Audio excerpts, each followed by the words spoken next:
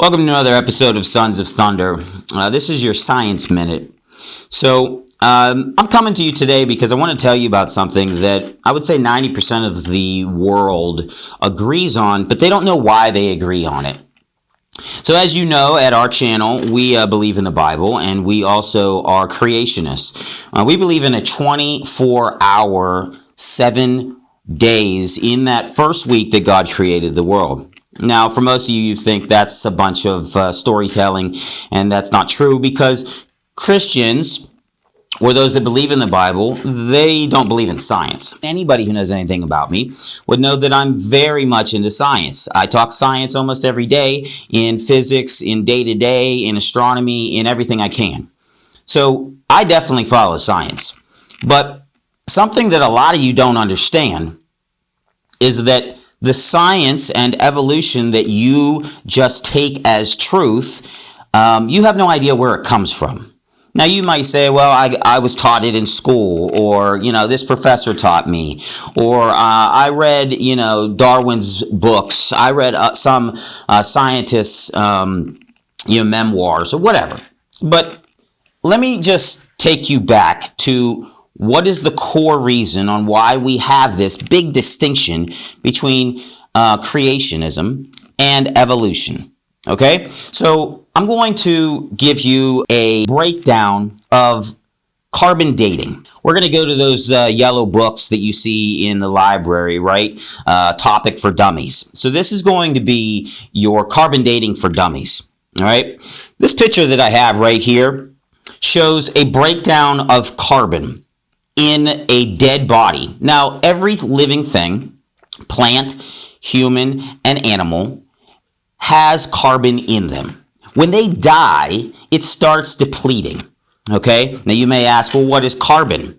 Well, carbon is just an isotope that comes into our system when we eat, the vitamins in the atmosphere, when we drink. Through our life, we build up carbon in our body. Plants do it too with their photosynthesis, okay? So when we die, our carbon is slowly depleted. Now, after a certain amount of time, about 5,700 years, that carbon is half the amount that it used to be, okay? And we call that a half-life, as you see in the picture. Now, this half-life is showing you how long it takes for carbon that's in a dead body to completely be gone. Now, it's not completely gone, it's only half. But if you cut that half again, then that takes another 5,700 years. So we go from 50% is 5,700, and then we go to a quarter is another 5,700, right? So when you start doing that, and then you come to, let's say, a dinosaur bone, and you see in that dinosaur bone that there is depletion of carbon to the point where it looks like the time to take it to get to that point has been multiple half-lives, where we're having almost 100,000 years of depletion of carbon.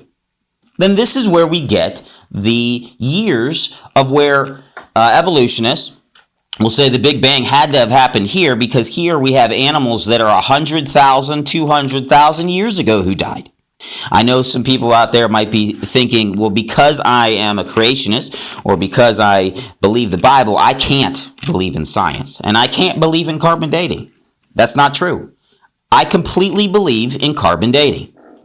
Carbon dating is a appropriate way to count how long something has been dead. And then you might say, well, then how can you believe in carbon dating but also don't believe in evolution? This is the big difference. So you can go ask anybody who you know and trust in evolution. Go talk to your professor. Go talk to your teacher. Okay? Go look it up in a book. This society is all about fact-checking, so please fact-check me on this.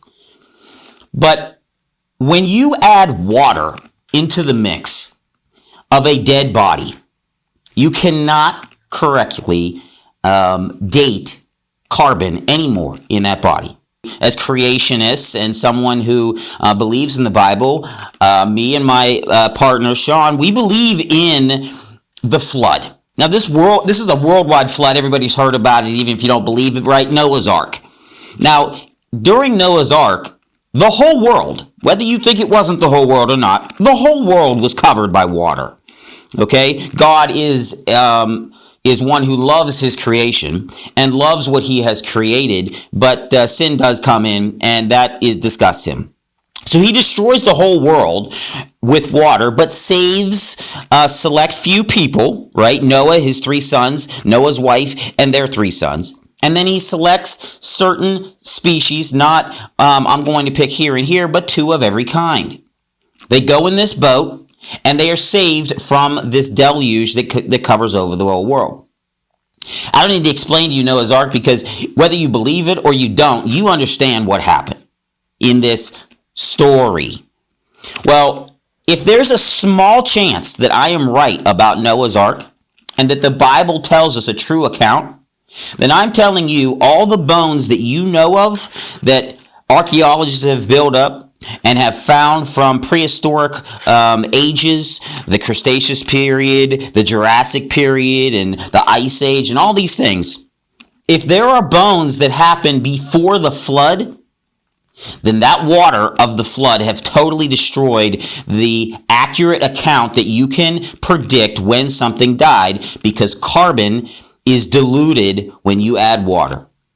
For instance, just really quick, if I were to die today, and then maybe 10 years from now, where I live, there's a 5 to 10 mile wide flood.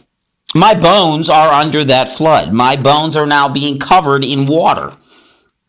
And now that flood is done, and they start digging things up, and they find a dead body that's been dead for a while, and they want to look into my dead bones and see how long I've actually been dead.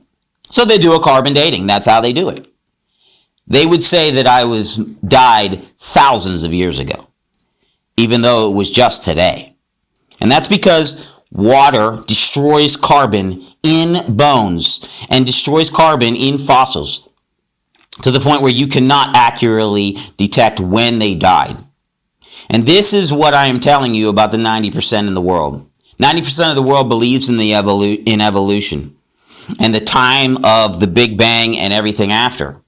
But those times and those dates and those thousands and hundreds and billions of years are to make up a timeline based on the carbon dating that they have found, because they do not believe in the flood. So now we have bones that say from the carbon dating that this is thousands and thousands and thousands of years ago, hundreds of thousands of years ago, when they really could have just died 7,000 years ago. Anything before the flood, if you carbon date that, it is going to be inaccurate. Anything after the flood, if you carbon date it, it can be accurate, although you would have to look at localized floods as well. So that's why I do believe in carbon dating, because I do think after the flood you can accurately take this carbon and do the math and find out when this person or this animal had died. But the reason you believe in evolution is because of the false carbon dating that scientists are telling you that something died, and they are taking that carbon and the samples that are left in that bone or that fossil and are saying this is why it's so long. And I'm telling you, as someone who believes in a young Earth theory, where the Earth isn't even 8,000 years old. And because of that, carbon dating is true. It is a very good way of finding and understanding what God has given us in science and knowledge to understand the depth of animals and fossils in our history. But if you add water to it, it dilutes the carbon. And so I would challenge you and challenge anybody who might be hearing this, who does not believe in the Bible or does not believe in creation, that to challenge yourself and just take your ego aside, or take some scientists who you're very who you read their writings and you listen to them a lot, and just take them aside and just take facts and go to that person or look it up and say, does water dilute carbon? And if it does, and I am right, then can you really trust that person? Because that person is saying that the flood did not happen. Here at Sons of Thunder, we go by one slogan, and that is the truth, whether you like it or not. I am sure that most of the people that are listening to me are not liking what I'm saying. I want your feedback, but I do want you to fact check this, because this is a scientific thing, and we at Sons of Thunder love science, and it fits in with the Bible. It's not the other way around. Most people say that Christianity can't go with the Bible, and then eventually we'll catch up to science. It's the other way around. Science, once we learn enough, will eventually catch up with the Bible. So please fact check me, and I'll see you next time for another episode of Sons of Thunder.